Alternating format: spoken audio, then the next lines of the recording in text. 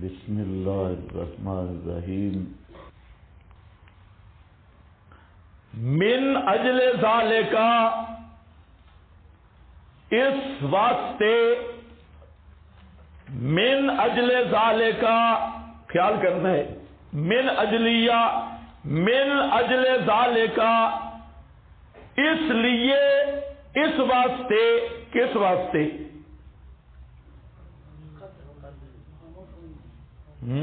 اوپر لکھا ہے، مولانا حسین علی صاحب کی توجیہ اوپر لکھی ہے۔ اچھا، ایک حدیث ہے،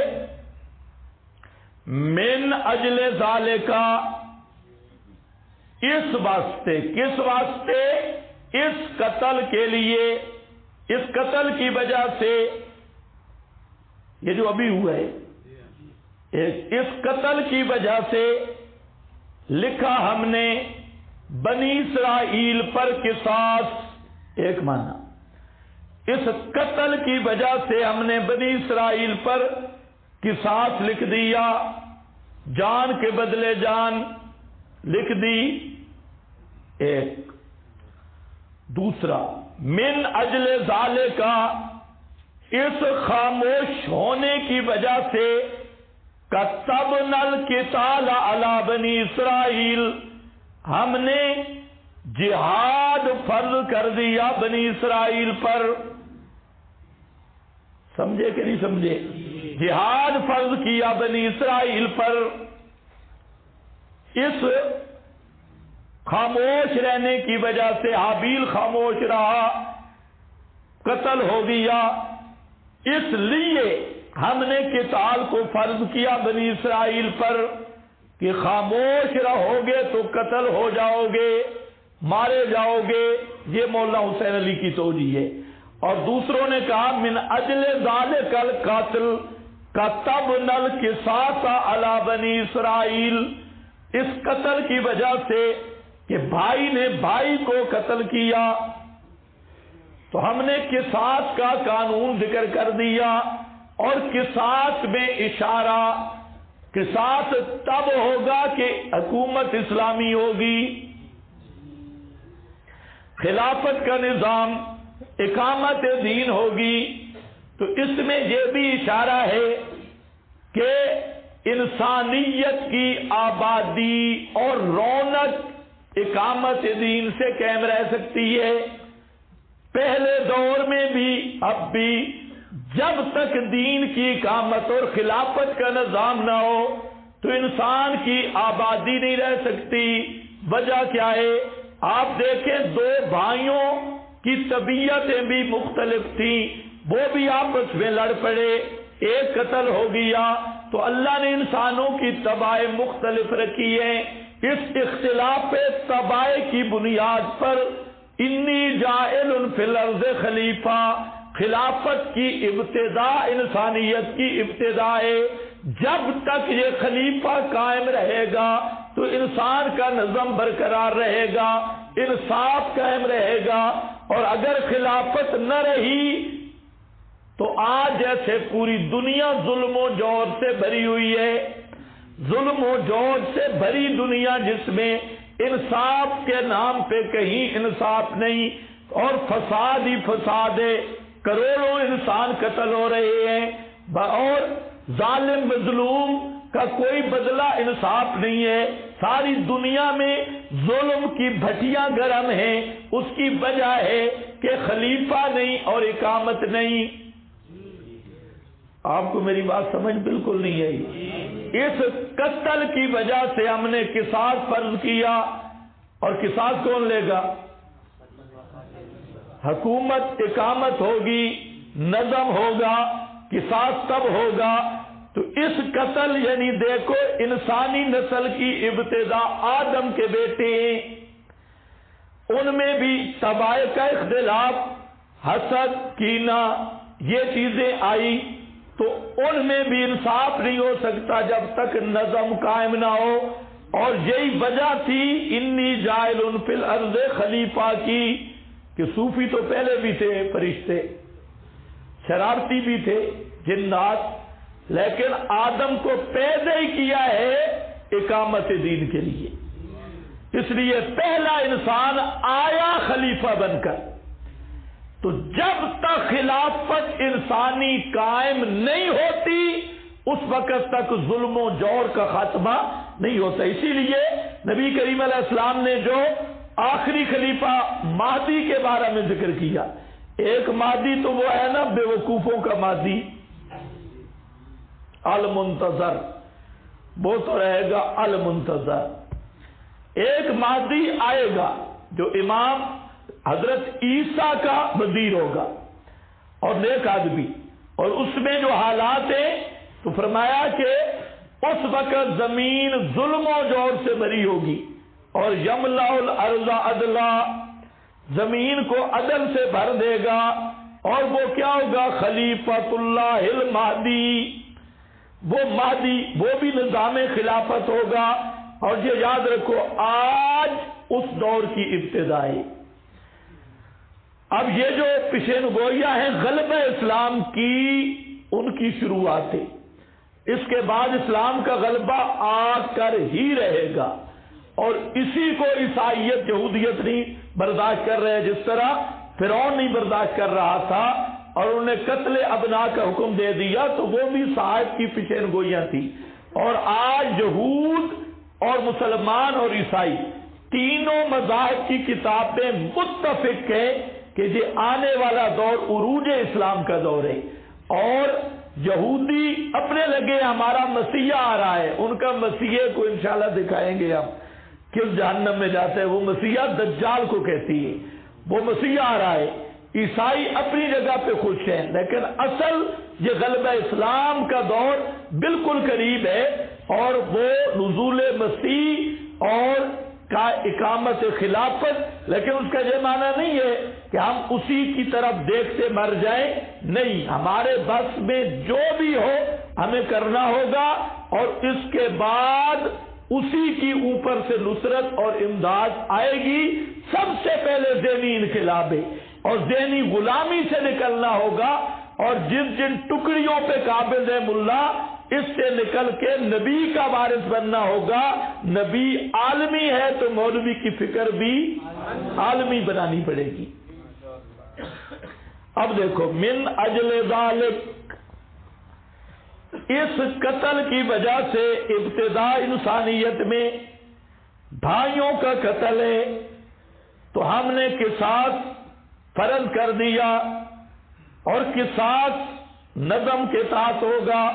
انسانیت کی بقا نظام خلافت اقامت دین، من اجل ذالک کتبنا علی بنی اسرائیل، لکھ دیا ہم نے بنی اسرائیل پر، انہو من قتل نفسا، یہ بات کہ جس نے قتل کیا کسی جان کو، بغیر نفس، بغیر جرم کے، بغیر نفس کیا معنی کیا میں نے؟ بغیر جان کے مراد کیا ہے؟ بغیر جرم کے، بغیر نفس سے مراد بغیر جرم ہے، کیونکہ جان کے علاوہ بھی ہے نا زنا محسن کا، اس میں بھی قتل ہے، تو اس لیے بغیر نفس مرادی معنی بغیر جرم، بغیر کسی جرم اور وجہ کے، او فساد فی الارض، یا فساد فی الارض کے، گڑبڑ بیچ زمین کے، فکأنما قتل الناس جميعا، ثمرہ گویا کہ قتل کیا اس نے تمام لوگوں کو۔ یہاں پر اشکال ہے، ایک کو قتل کیا تو تمام کو کیسے قتل کیا؟ فکأنما قتل الناس جميعا، ومن احیاها، اور جس نے زندہ رکھا، زندگی بچائی ایک انسان کی، فکأنما احیا الناس جميعا، گویا کہ اس نے سب انسانوں کی زندگی بچا لی۔ اس آیت پر اشکال ہے، یہ بھی مشکلات القرآن سے۔ ابن عباس سے منقول ہے تفسیروں میں کہ جہاں نفس سے مراد عام نفس نہیں، یہاں مراد ہے نبی یا داعی حق.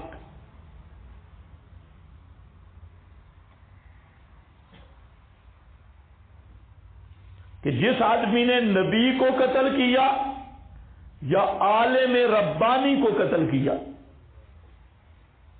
تو گویا کہ اس نے سارے جہان کو قتل کیا. کیوں؟ کہ جہان کی اصلاح نبی یا داعی حق کی وجہ سے ہوتی ہے. جب حق بیان کرنے والا چلا جائے تو سارے لوگ گویا کہ مر گئے. اسی سے لوگوں نے نکالا ہے موت العالم موت العالم. عالم کا مر جانا جہان کا مر جانا ہے. اور یہ واقعتاً یہ بات صحیح ہے کہ داعی حق کا قتل، حق کا داعی پیدا کرنا بڑا مشکل ہے. لاکھوں کروڑوں علماء ہوتی ہیں اور ایک دو آدمی ملتا ہے جس کو اللہ ہر دور میں حق کی توفیق دیتا ہے. اس سے زیادہ نہیں ہوتے مولوی حق. مولوی بہت ہوتی ہے لیکن ہر حق کو للحق بیان کرنا یہ کروڑوں میں سے اکا دکا کو نصیب ہوتا ہے. اب وہ بھی اگر چلا جائے تو گویا پورا جہان مر گیا. اب زندہ رکھنے والا سبب بھی ختم ہو گیا. اسی طرح نبی ہے. یہ بات تو ٹھیک ہے ابن عباس کی برشرط صحت سند، لیکن یہ استنباط بن سکتا ہے آیت کی تفسیر اور اشکال کا حل نہیں بن سکتا. کیونکہ یہاں پر کیا آ رہا ہے؟ پہلے نبی کے قتل کی بات ہے. من اجل ذالک کتبنا علی بنی اسرائیل انہ من قاتل نفسا. تو یہ نفسن سے نبیًا یا امامن لینا یہ انتہائی بعید معنی ہے. تو ایسی تعویل کو ہم استنباط کہہ سکتے ہیں لیکن تفسیر نہیں کہہ سکتے، آیت کا مفہوم نہیں کہہ سکتے. یہ بھی اچھی طرح بات ذہن میں رکھو. بسا اوقات مفسرین استنباط ذکر کر دیتے ہیں، اس کو لوگ تفسیر سمجھ لیتے ہیں. تو آپ اگر لفظوں کو دیکھیں تو یہ تفسیر نہیں بن سکتی.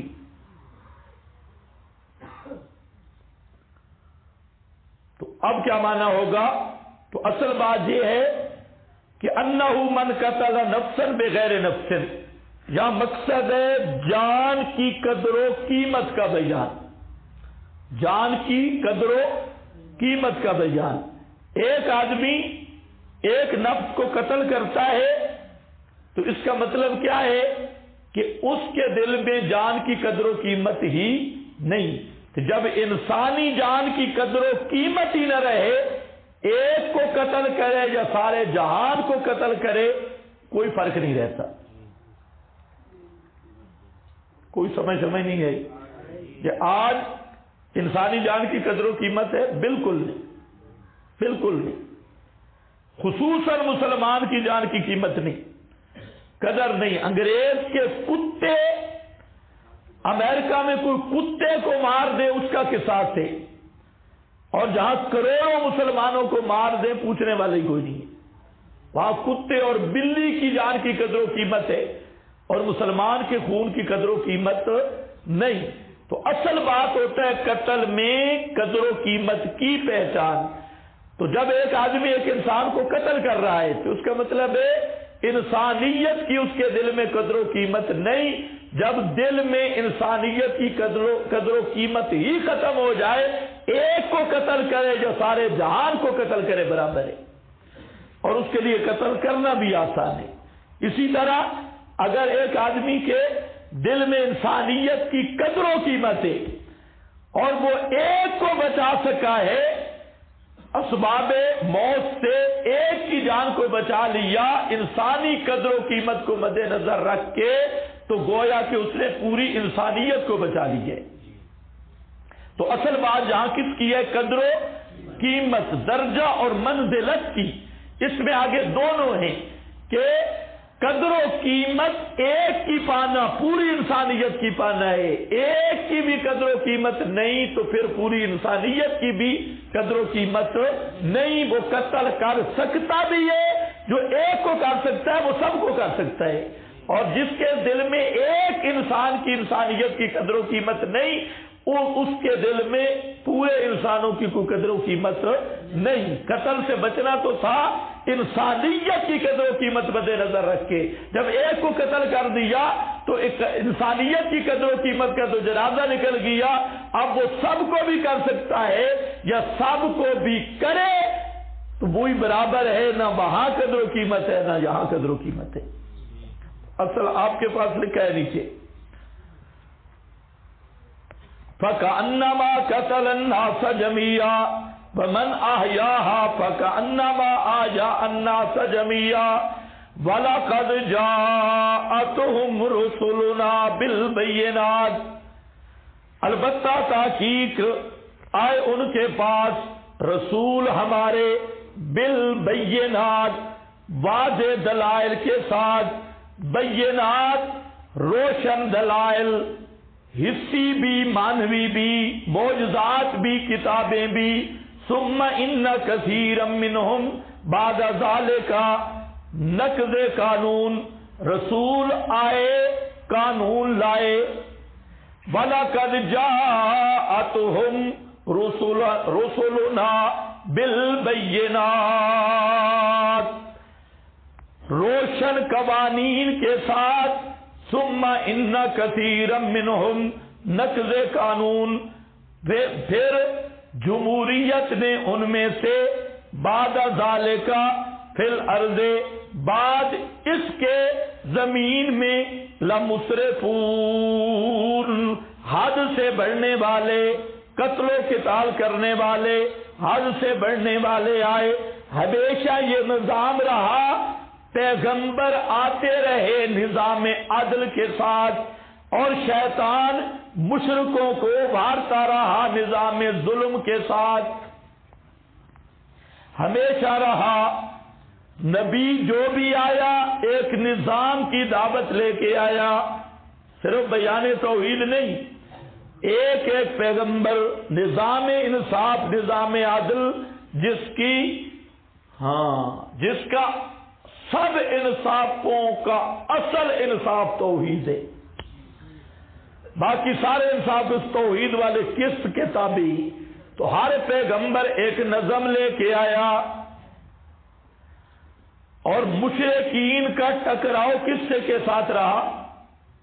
نظم کے ساتھ رہا۔ دیکھو نبی کریم صلی اللہ علیہ وسلم کو 40 سال نبوت کے اعلان سے پہلے آپ مواحد تھے یا نہیں؟ ایک دن بھی شرک کیا ہے؟ نہیں۔ تو آپ تو توحیدی تھے، لیکن جھگڑا تو نہیں ہوا، اور حالانکہ 40 سال تک آپ توحید پر رہے، خود توحید پہ رہے، کوئی جھگڑا نہیں۔ اور جھگڑا کب شروع ہوا؟ جب توحید کی دعوت شروع ہوئی، کیونکہ مشرک بھی سمجھ گئے کہ یہ ایک نظام کی دعوت ہے، ہمارے نظام فیل ہو جائیں گے، یہ نظم کی دعوت ہے، اور نظاموں میں پہلا نظم توحید ہے، اس میں کوئی شک نہیں، بنیاد ہے توحید، لیکن تھی نظم کی دعوت۔ تو ہر پیغمبر قانون لاتا رہا، روشن قوانین، دلائل، براہین، ثم ان کثیرا منہم بعد ذالک فی الارض لمسرفون، بعد اس کے زمین میں حد سے نکلنے والے،